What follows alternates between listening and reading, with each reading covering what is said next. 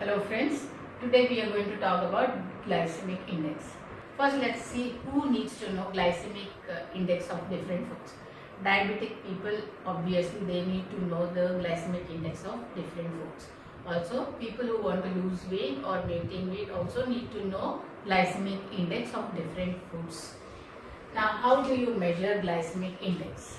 A person, he or she who is fasting eats about 50 grams of pure glucose, and after 2 hours the glucose levels in their blood is measured.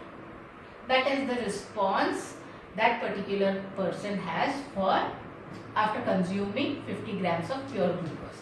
Let's say that is 100. Now you want to know the glycemic index of some food. Let's for example say watermelon. So what do you have to do? You have to ingest or consume 50 grams of carbohydrate from watermelon. Watermelon has non-digestible carbohydrate, digestible carbohydrate. Non-digestible carbohydrate means fiber. We'll keep it aside. We don't want that right now. So we need 50 grams of digestible carbohydrate from watermelon. So the person eats watermelon which has 50 grams of digestible carbohydrate. If 100 is the response in the blood for pure glucose, watermelon is about say 72. This is how usually it is measured. The glycemic index of different foods is measured. The person while measuring response to pure glucose also has to be in fasting stage, and even for watermelon they have to be fasting to measure the glycemic index. Now if the glycemic index is below 50, then it is good for diabetic people or people who want to lose weight. If it is more than 70, then better keep away from such foods. This is as far as glycemic index is concerned. Now there is a small problem with glycemic index.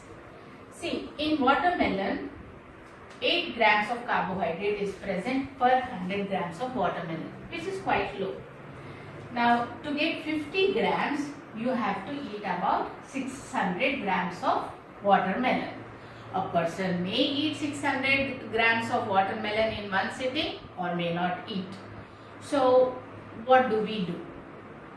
What we have to do is find out the glycemic load of watermelon. What is glycemic load?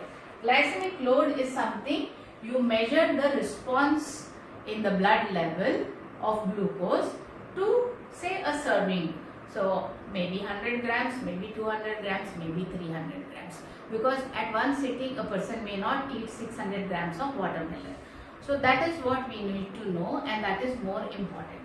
Now the glycemic index of watermelon is 72, whereas the glycemic load is only 5.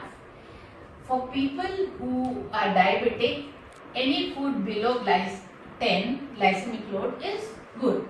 Anything above 20 is bad. Now this is all very confusing. Glycemic index of watermelon is 72. Glycemic load is 5.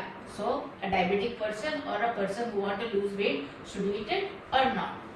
What this means is, if a food has glycemic index below 50, then a diabetic person or a person who wants to lose weight can eat in reasonable amounts.